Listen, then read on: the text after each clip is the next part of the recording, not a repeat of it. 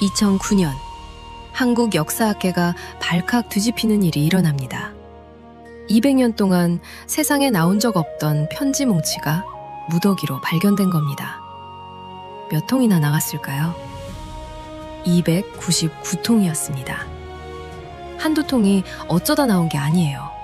이게 한꺼번에 쏟아져 나왔어요. 그 편지에는 이런 말들도 적혀 있었어요. 입에서 젖비리는 하고 사람 꼴도 못 갖춘 새끼가 감히 그 주둥아리를 놀린다. 몸에 동전 구린내가 나서 주변이 모두 기피하는 놈이다. 썩을 놈 호로 자식. 대체 누가 쓴 글일 것 같습니까? 조선 후기에 르네상스를 연 개혁군주 정조입니다. 교과서에 조선의 개혁을 주도한 군주로 나오고 드라마에서는 늘 반듯한 얼굴로 반듯한 말을 쓰며 나오던 바로 그 사람이요. 11살에 아버지가 뒤주에서 죽는 걸 보고도 자기를 해치려는 자들 한복판에서 살아남아 조선을 바꿔놓은 임금. 여기까지가 우리가 아는 정조입니다.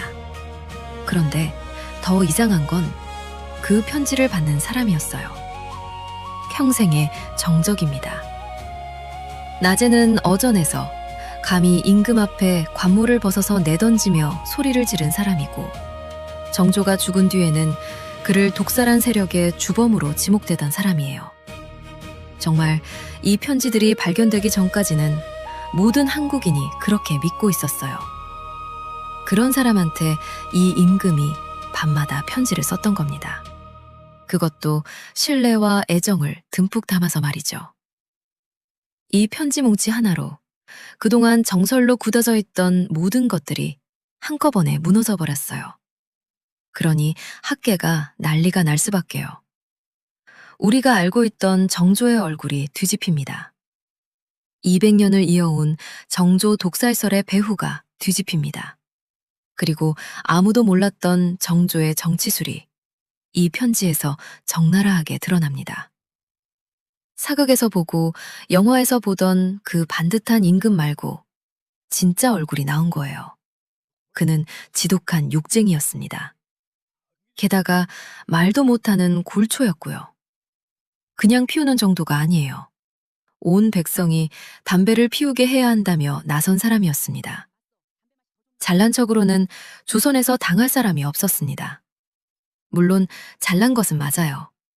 원래 경연이라고 해서 학식이 높은 신하가 임금을 가르치는 것이 기본인 나라인데, 정조는 거꾸로 나라에서 제일 똑똑하며 학문을 목숨으로 여기는 신하들을 모아놓고 자기가 직접 가르쳐서 자기가 쓸 사람들을 육성했으니까요. 그리고 눈 뜨고 코 베어가는 정치술의 달인이었어요. 반대파인 정적을 꼬드겨서 내일 조정에서 이렇게 연기하라. 그러면 내가 이렇게 말할 테니 라고 대본을 써보낼 정도였습니다. 그리고 정조는 이 편지 끝마다 이렇게 썼습니다. 이것은 나와 경만이 아는 비밀이다. 읽는 즉시 태우라. 찢어 없애라. 그런데 남았습니다. 이건 기억해 두십시오. 왜 남았는지는 맨 끝에 가서 아시게 됩니다. 그리고 그 이유가 오늘 이야기에서 제일 서늘한 대목이에요. 저는 이걸 정리하면서 이해 안 되는 몇 가지가 계속 걸렸습니다. 임금이면 명령하면 그만이잖아요. 신하가 말을 안 들으면 벌을 주면 되고요. 그런데 정조는 왜 부탁을 했을까요? 왜 아무도 모르게 편지를 쓰고 각본까지 짜야 했을까요? 그 답을 오늘 편지를 하나씩 열어보면서 찾아가겠습니다. 구독과 좋아요 눌러주시고 복 많이 받으세요. 자, 이제 정조의 편지 속으로 들어가 보겠습니다. 이 편지가 어떻게 세상에 나왔는지부터 말씀드려야겠습니다. 원래 어떤 개인이 가지고 있던 물건이었어요. 집안에 대대로 내려오던 겁니다. 학계가 그 존재를 확인하고 세상에 알린 게 2009년이에요. 그렇게 나온 게 299통입니다. 기간을 보면 더 놀랍습니다. 1796년 8월부터 1800년 6월까지예요. 4년 동안 그 많은 편지를 썼다는 뜻인데 나흘에 한 통꼴입니다. 한 사람한테 보낸 거예요. 이 정도면 거의 연애 편지 수준 아닌가요? 그리고 마지막 편지 날짜가 1800년 6월 15일이에요. 정조가 세상을 떠나기 14일 전입니다. 죽기 직전까지 쓴 겁니다. 정조가 편지 끝마다 태우라 했다고 말씀드렸죠? 그런데 이 사람은 안 태웠습니다. 왜 안 태웠는지 기록은 한 줄도 남기지 않았어요. 저도 모릅니다. 하지만 영상 말미에 정조가 세상을 떠난 후 이 사람의 행보를 보시면 짐작은 하실 수 있으실 거예요. 다만 이 사람이 안 태워준 덕분에 우리가 지금 이걸 읽을 수 있는 것은 감사한 일이죠. 이 편지가 세상에 나오기 전과 후로 정조라는 사람에 대한 이야기가 갈라집니다. 200년 동안 굳어있던 것들이 상자 하나로 흔들린 거예요. 자, 그러면 그 안에 뭐가 들어있었는지 보시겠습니다. 아까 들으신 그 말들 있죠? 젖비린내가 나느니 주둥아리를 놀리느니 하던 그 말이요. 사실 쌍욕들로 포함되어 있어요. 그럼 그걸 누구를 두고 한 말이었을 것 같습니까? 조정의 신하들이었습니다. 임금이 자기 신하를 두고 그렇게 쓴 거예요. 이게 한두 번이 아닙니다. 이 편지 저 편지에 이런 표현이 계속 나와요. 여기서 더 재미있는 게 있습니다. 이 편지들 격식 차린 문서가 아니에요. 정조가 유난히 자주 쓴 표현이 하나 있습니다. 가가. 무슨 뜻일 것 같습니까? 웃음소리입니다. 하하, 껄껄 하는 소리요. 요즘으로 치면 크크예요. 임금이 신하한테 보내는 편지에 크크를 쓴 겁니다. 그것도 한두 번이 아니라 수시로요. 그런데 이 가가를 정조가 주로 어느 대목에 붙였는지는 뒤에 가서 말씀드릴게요. 알고 나시면 좀 무서워질 수도 있어요. 한글도 툭툭 튀어나옵니다. 한자로 잘 써내려가다가 요즘 벽파가 뒤죽박죽일 때는 하고 그 대목만 갑자기 한글로 적어놨어요. 마땅한 한자가 생각이 안 났던 모양입니다. 격식이고 뭐고 없었던 겁니다. 그러면 낮에 이 사람은 어떤 임금이었을까요? 정조는 신하들이 쓰는 글까지 단속하는 임금이었어요. 글과 문장은 물론이고 글씨체까지 손을 댔습니다. 신하들 사이에서 소설처럼 가볍고 자잘한 문체가 유행하자 그런 글을 쓰면 나라의 기강이 무너진다며 못 쓰게 막았어요. 그런 글을 쓴 신하들한테는 반성문까지 받아냈습니다.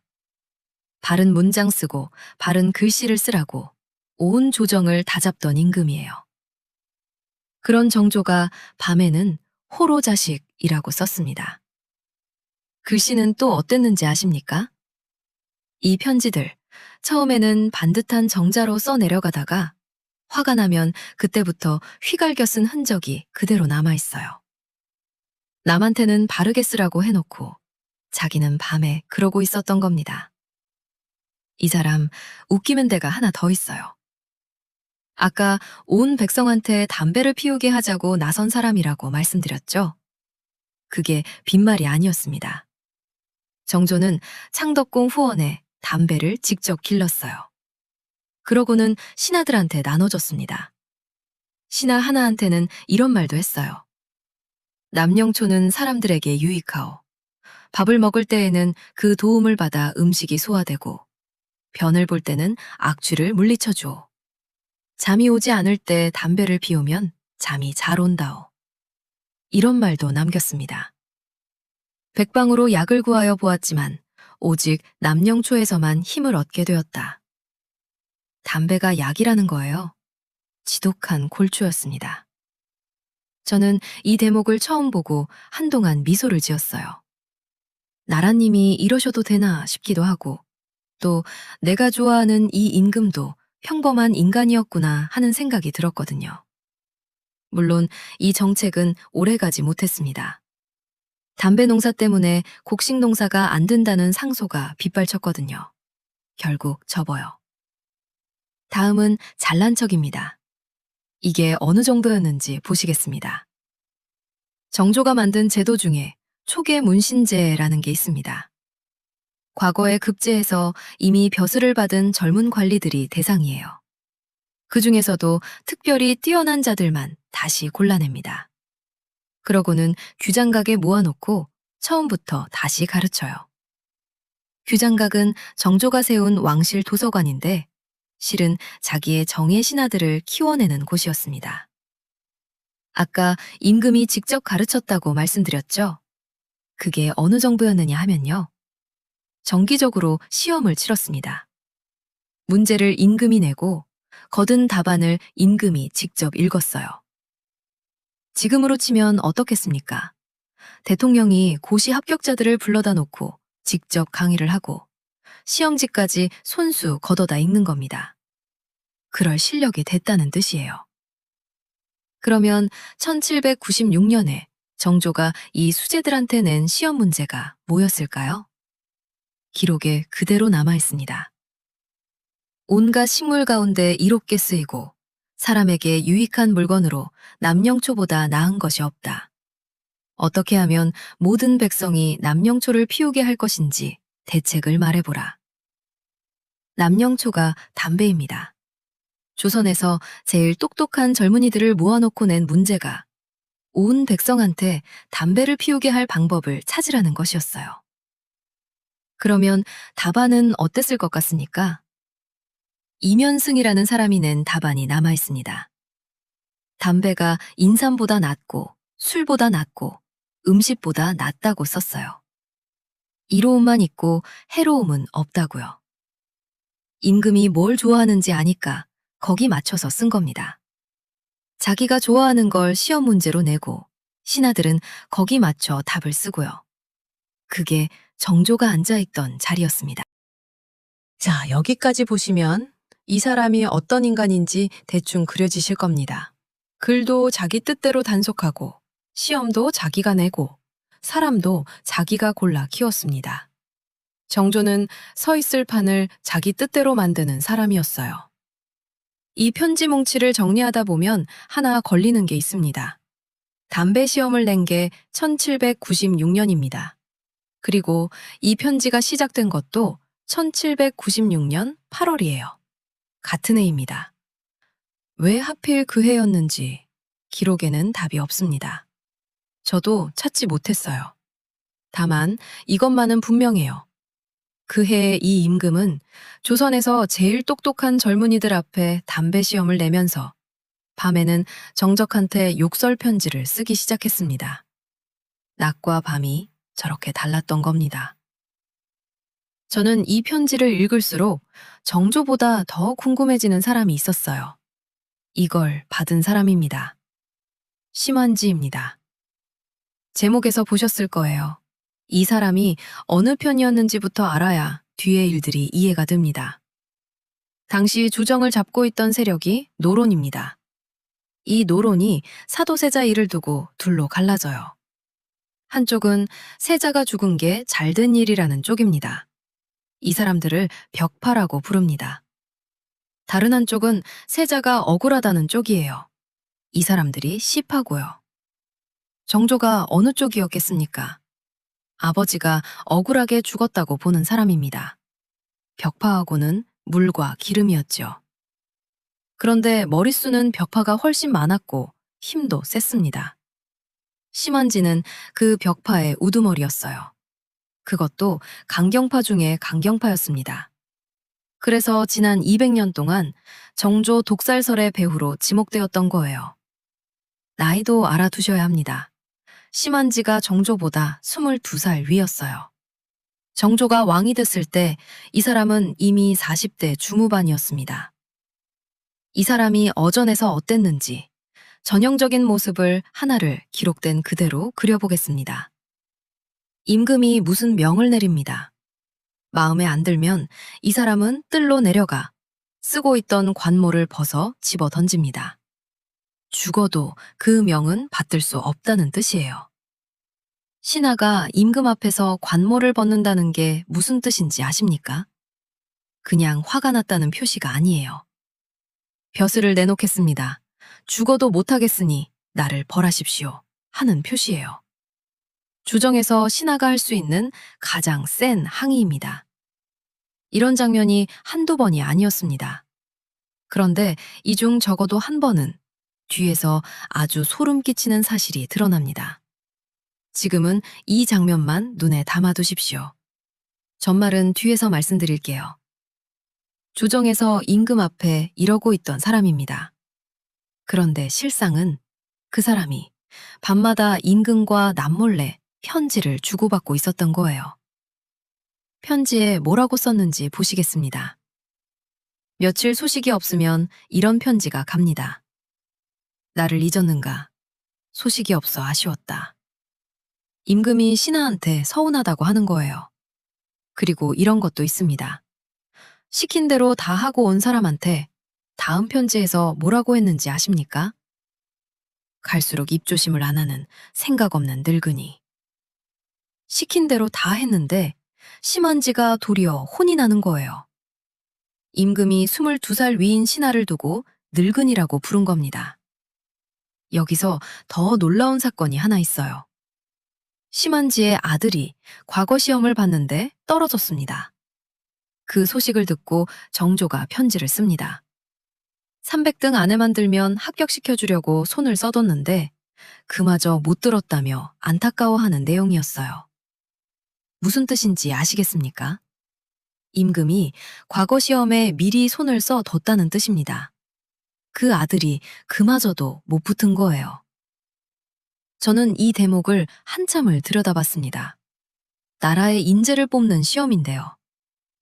이 대목은 편지를 공개한 연구팀이 전한 내용을 정리한 겁니다. 편지 원문의 문구 그대로는 아니에요.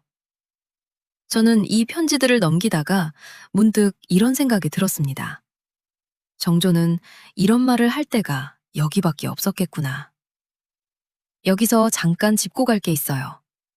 조선의 임금은 사관이 하루 종일 따라다닙니다.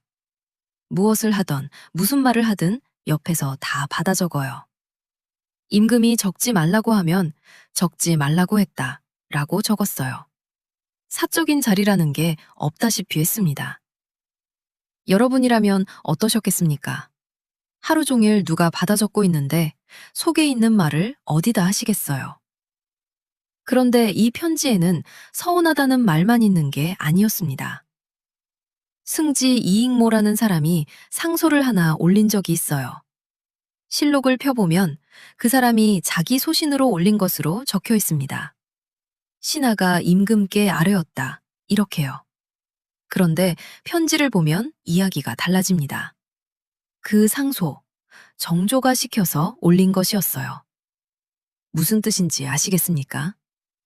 같은 사건인데 실록에서 보이는 그림과 편지에서 보이는 그림이 다른 겁니다. 실록만 읽으면 신하의 소신으로 압니다. 편지를 같이 읽으면 임금이 짠판이었다는 게 보여요. 여론을 자기가 원하는 쪽으로 끌고 가려고 미리 손을 써둔 거예요. 여기서 이 편지 뭉치가 왜 그렇게 큰 사건이었는지 아시겠죠? 우리가 조선 정치를 이야기할 때 근거로 삼는 게 실록입니다. 200년 동안 학자들이 그걸 읽고 해석해 왔어요. 누가 어느 편이었고, 누가 누구와 맞섰고, 그래서 무슨 일이 벌어졌는지를요. 그 실록 옆에 이 편지가 놓이는 순간, 같은 기사가 다르게 읽힙니다. 실록이 틀렸다는 게 아니에요. 실록은 벌어진 일을 정확하게 적었습니다. 다만 그 일이 왜 벌어졌는지는 적혀 있지 않았던 겁니다. 아니, 적을 수가 없었어요. 사관도 몰랐으니까요. 200년 만에 무대 뒤가 열린 셈이죠. 그런데 이건 약과였습니다. 이 뭉치 안에는 이것과 비교가 안 되는 편지가 한 통 더 있어요. 자, 여기서 다시 이상해집니다. 조선의 임금이 어떤 자리입니까? 말 한마디로 신하의 벼슬을 떼고 귀양을 보내고 목숨까지 거둘 수 있는 자리예요. 정조가 바로 그 자리에 앉아 있었습니다. 낮에 어전에서 이렇게 하라고 한마디만 하면 되는 겁니다. 안 들으면 그때 벌하면 되고요. 그런데 정조는 밤에 촛불을 켜고 앉아 편지를 씁니다. 자기가 내일 아침에 목을 벨 수도 있는 사람한테요. 그것도 부탁하는 틀어요. 이게 정상입니까? 이 사람이 왜 이렇게까지 했는지 알려면 훨씬 앞으로 돌아가 봐야 합니다. 38년 전으로 가보겠습니다. 1762년 여름, 창경궁 휘령전 앞마당입니다. 할아버지 영조가 아버지 사도세자를 뒤주에 가둬 죽입니다. 뚜껑을 덮고 못을 박은 뒤 여드레 동안 물 한 모금 넣지 않았어요. 죄목은 세자가 미쳐서 사람을 죽이고 다닌다는 것이었고요. 그때 정조가 몇 살이었는지 아십니까? 11살이었습니다. 지금으로 치면 초등학교 4학년이에요. 초등학교 4학년생이 할아버지가 아버지를 죽이는 것을 직접 본 거예요. 이 어린아이가 제정신으로 살 수 있었을까요?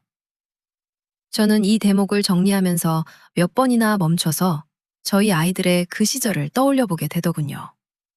그리고 그 아이가 다음 임금이 됩니다. 여기서 이상하지 않으십니까? 영조가 아들을 죄인으로 몰아주겠는데 그 손자를 후계자로 세운다는 게요. 그래서 영조가 손을 하나 씁니다. 정조를 일찍 죽은 큰아버지, 그러니까 영조의 큰아들의 아들로 족보를 옮겨놓은 거예요. 서류상으로는 죄인의 아들이 아니게 만들어 놓은 거죠. 서류만 그랬습니다. 사람들 머릿속에서는 여전히 죄인의 아들이었어요. 그 아이를 감시하는 눈들이 있었는데 누구였을까요? 다름 아닌 외가였습니다. 정조의 어머니이자 사도세자의 아내인 해경궁 홍씨의 집안이요. 이상한 건 또 있습니다. 손자를 지켜야 할 외가가 왜 손자를 감시합니까? 이유가 있습니다.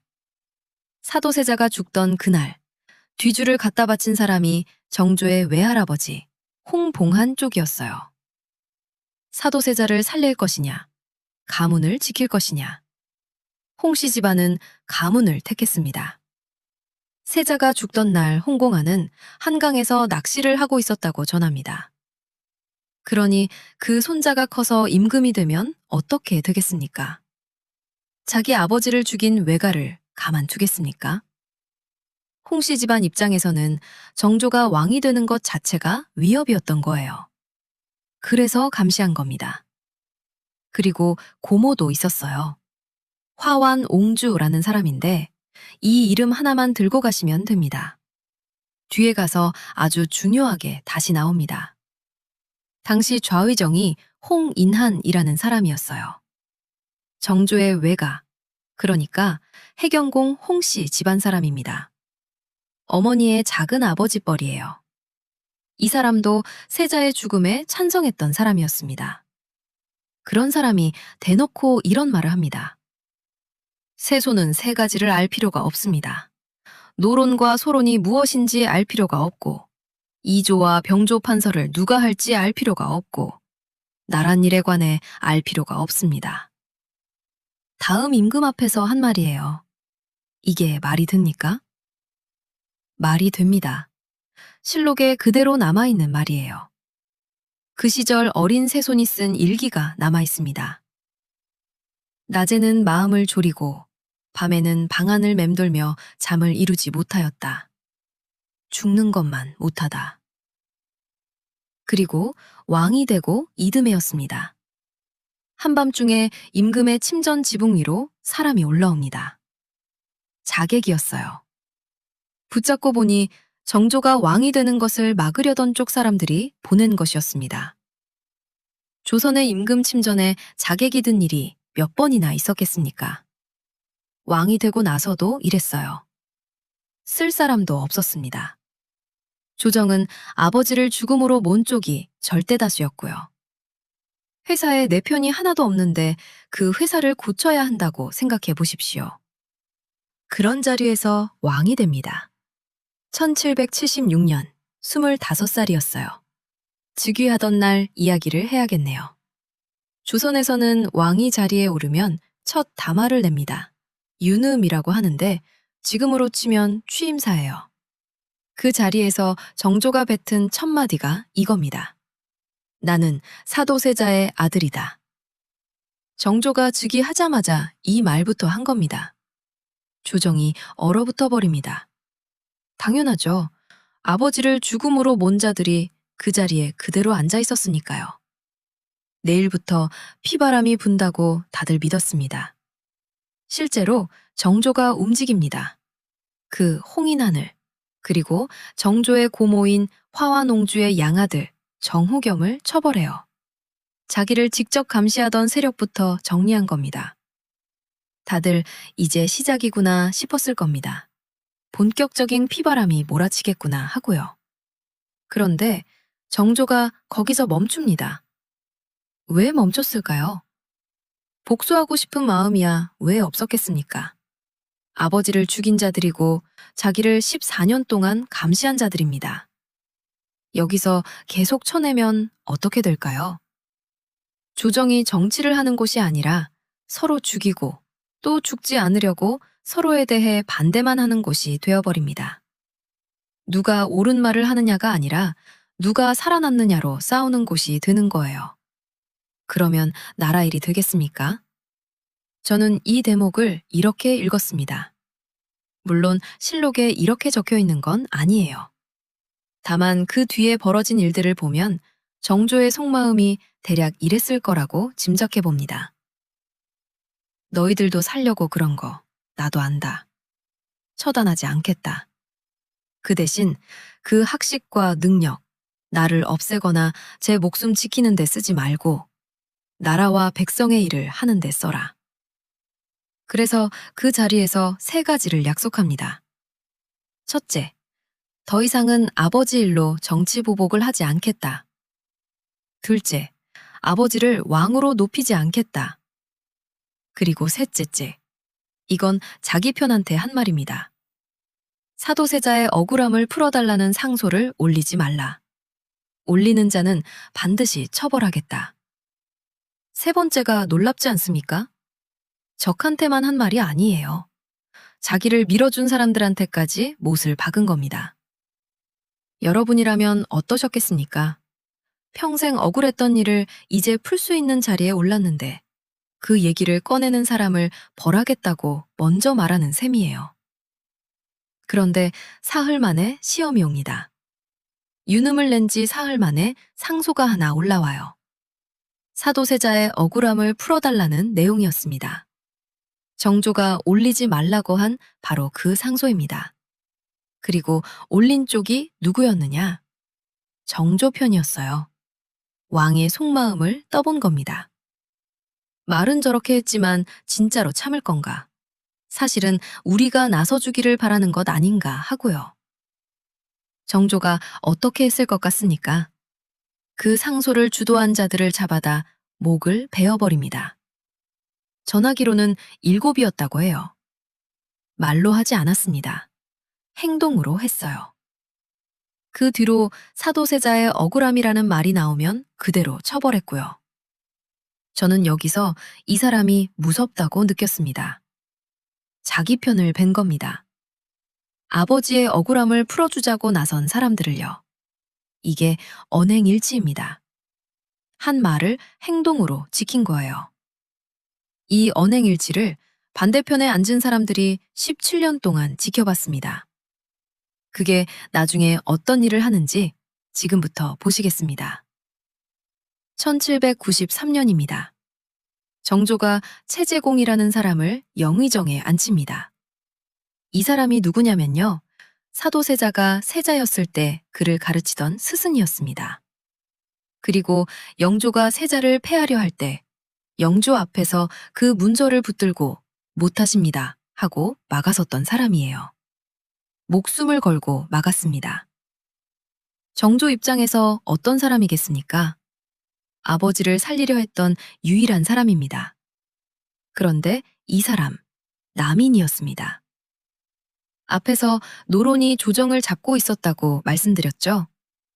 남인은 그 노론한테 100년 가까이 밀려나 있던 쪽입니다. 벼슬길이 거의 막혀 있던 사람들이에요. 그런 남인에서 정승이 나온 게 실로 100년 만이었습니다. 그런데 영의정이 된 지 사흘 만에 채제공이 사고를 칩니다. 상소를 하나 올린 거예요. 제가 18년을 참았습니다. 이제는 말할 수 있고, 이제는 행동할 수 있습니다. 사도세자를 모함하여 죽음으로 몰고 간 무리를 처단하시고 그 억울함을 풀어주소서. 조정이 발칵 뒤집힙니다. 당연하죠. 정조가 즉위하던 날 뭐라고 했습니까? 아버지 일로 보복하지 않겠다고 했어요. 그 약속을 정조가 안 친 사람이 깬 겁니다. 벽파 신하들이 벌떼처럼 일어납니다. 집단으로 사직서를 던지고 궐 밖으로 나가버려요. 조정이 멈춥니다. 여러분이 정조라면 이 상황을 어떻게 넘기시겠습니까? 채제공을 벌하면 자기 사람을 잃습니다. 안 벌하면 조정이 안 돌아가요. 정조가 어떻게 했는지 아십니까? 채제공을 부릅니다. 그리고 이렇게 말해요. 경은 청나라에 다녀오시오. 사신으로 보내버린 거예요. 벌을 준 게 아니라 그냥 눈앞에서 치워버린 겁니다. 성난 신하들이 물어뜯을 대상이 사라졌으니까요. 그런데 여기서부터가 진짜입니다.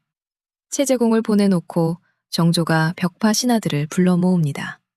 그러고는 낡은 쇠상자를 하나 꺼내요. 금등이라는 겁니다. 금등이 뭔지부터 말씀드릴게요.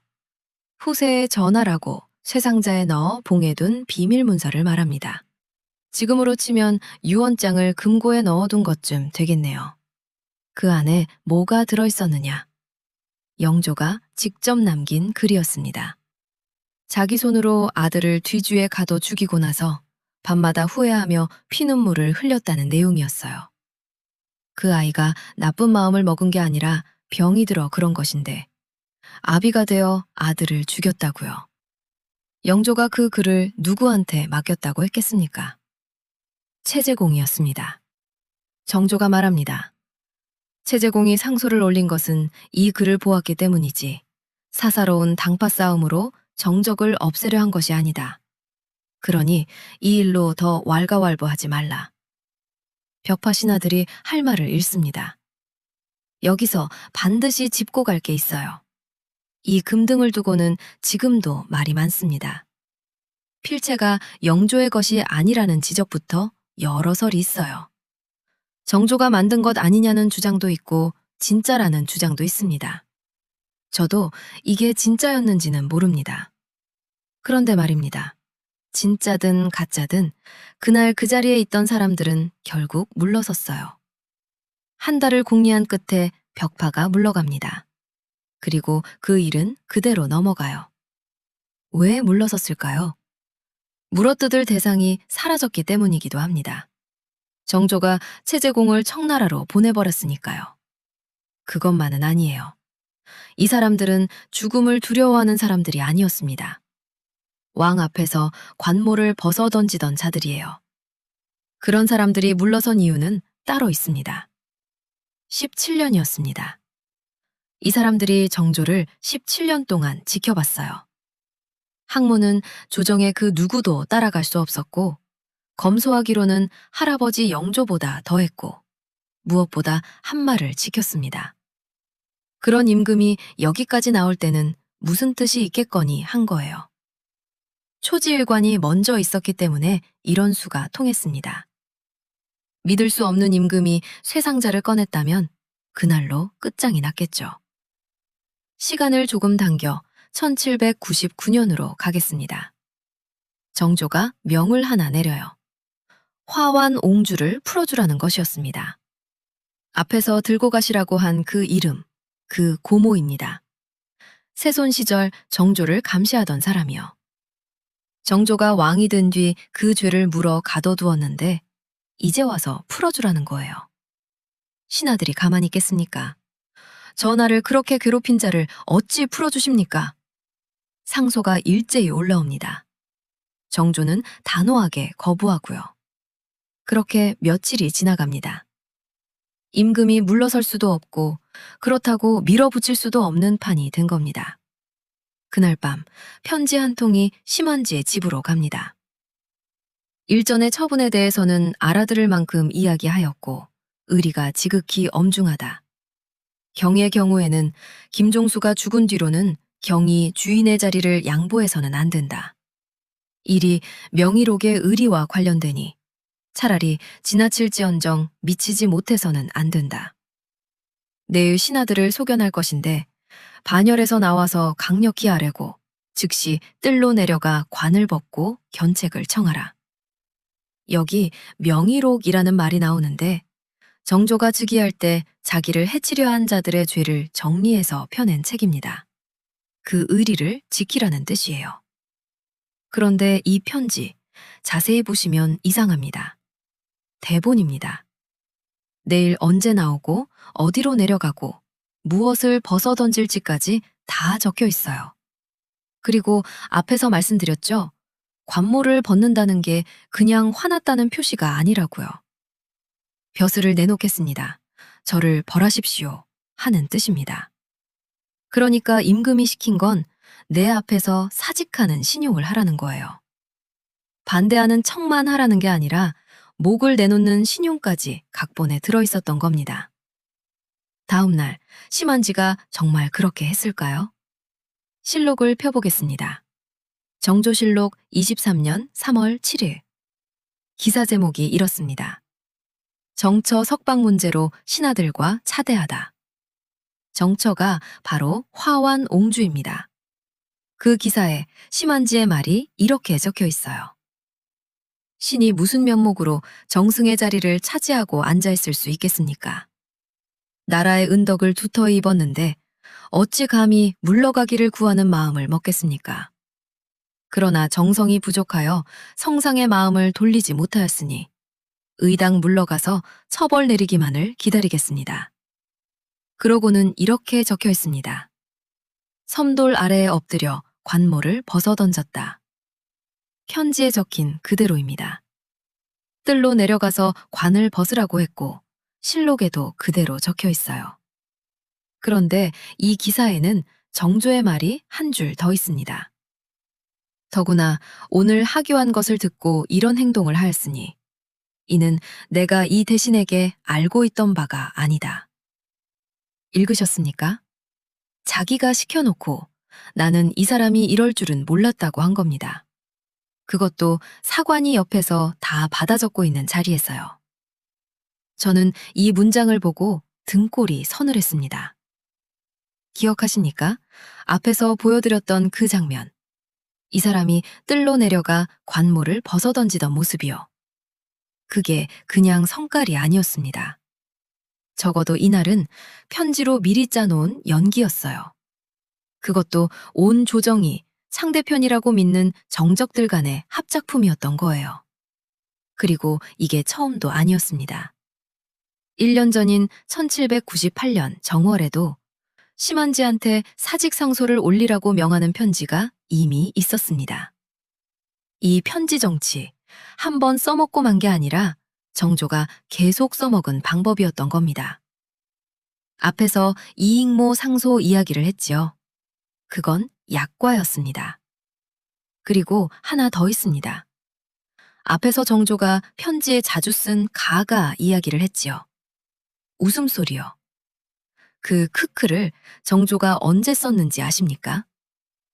자기가 짜놓은 판이 조정에서 그대로 굴러갈 때였습니다. 누가 자기 뜻대로 움직여줬을 때요. 웃었다는 거예요. 판이 성공하는 걸 보면서요. 우리가 200년 동안 읽어온 그 살벌한 당쟁 장면들이 어디까지 진짜였을까요? 그러면 이건 사기입니까? 여기서 옛말을 하나 꺼내보겠습니다. 오직 군자만이 권도를 행할 수 있다.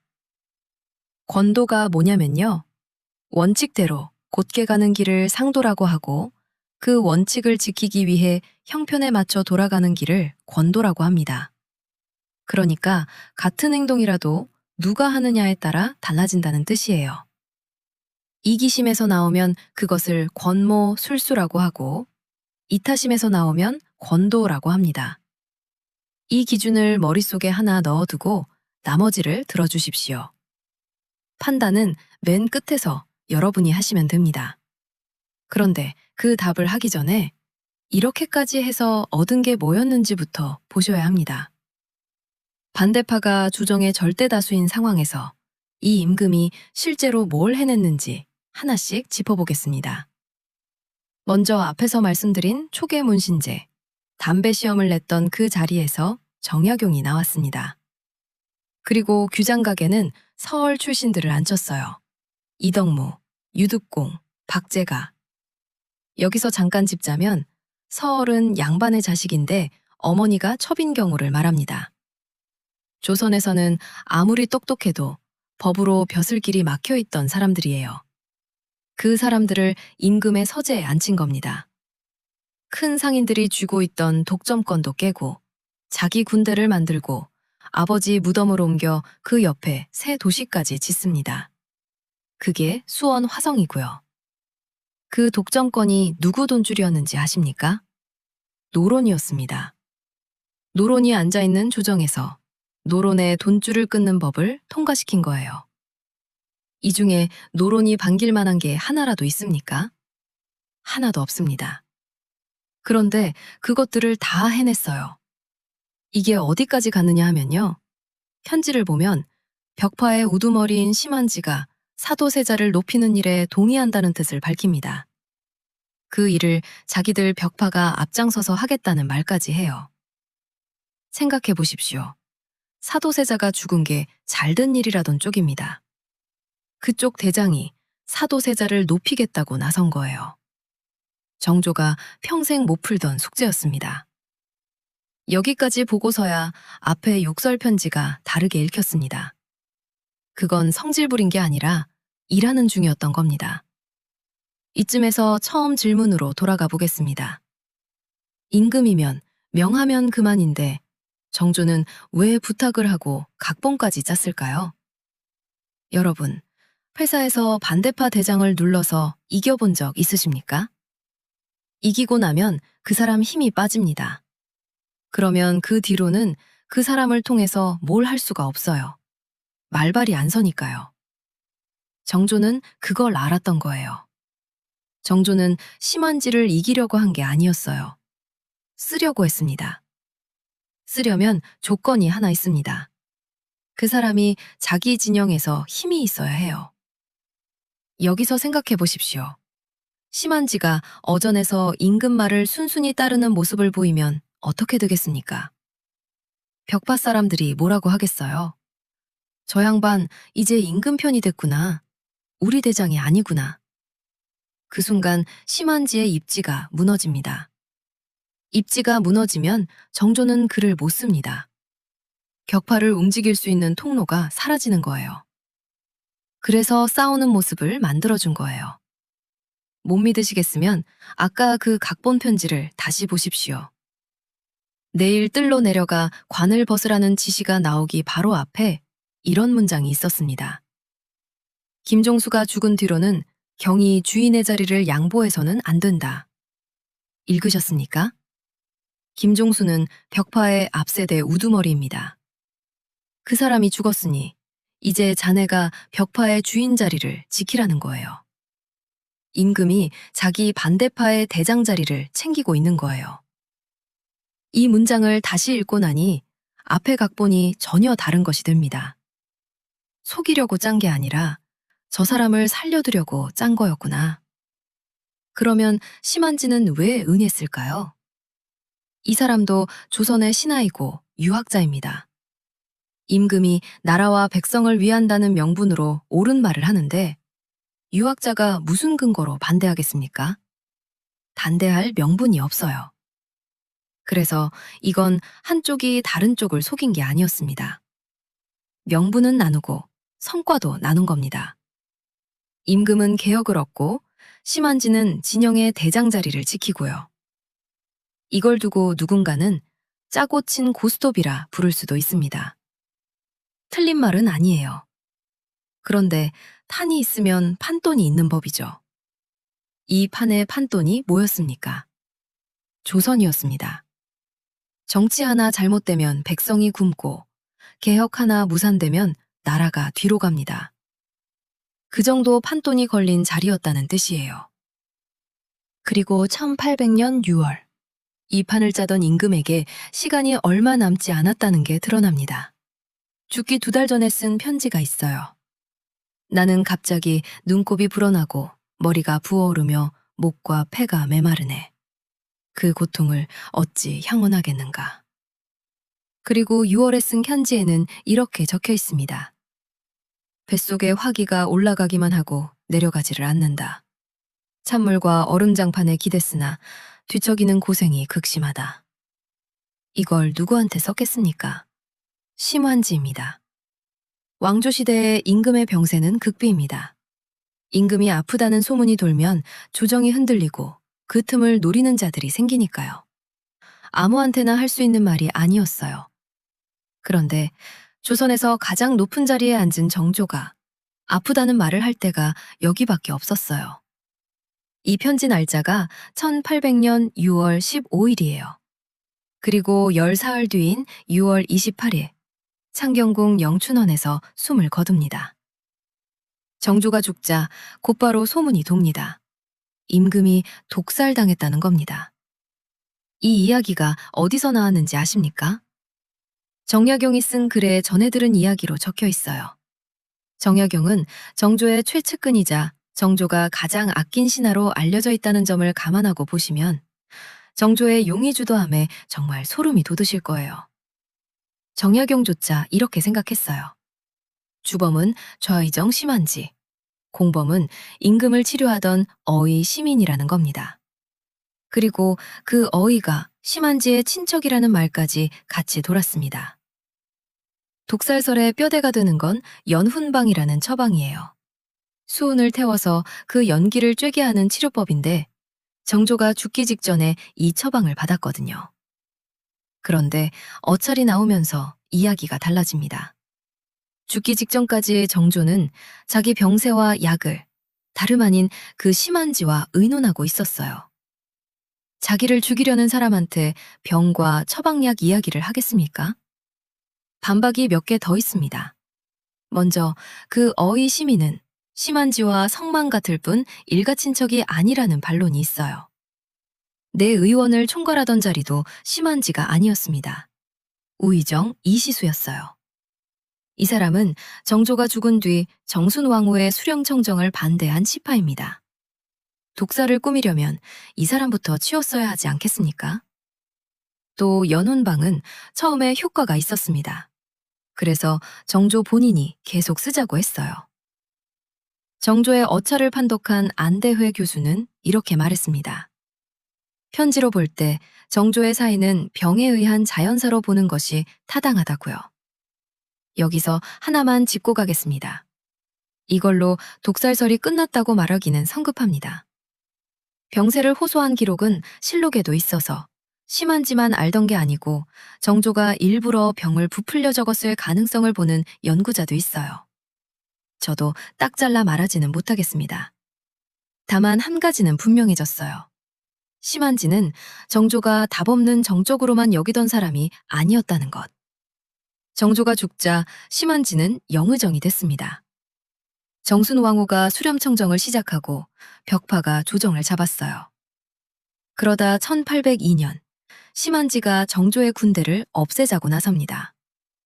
여기 날짜를 잘 보셔야 합니다. 정조가 죽은 게 1800년이에요. 1년 반이 지난 뒤입니다. 흔히 임금이 죽자마자 지웠다고들 하는데 그렇지 않아요. 그가 내세운 명분이 이겁니다. 선왕께서 이것은 일시적인 방편이니 후세에 법으로 삼을 수 없다 하셨습니다. 선왕의 말을 근거로 선왕이 만든 것을 없앤 거예요. 그런데 이것도 배신으로만 보기는 어렵습니다.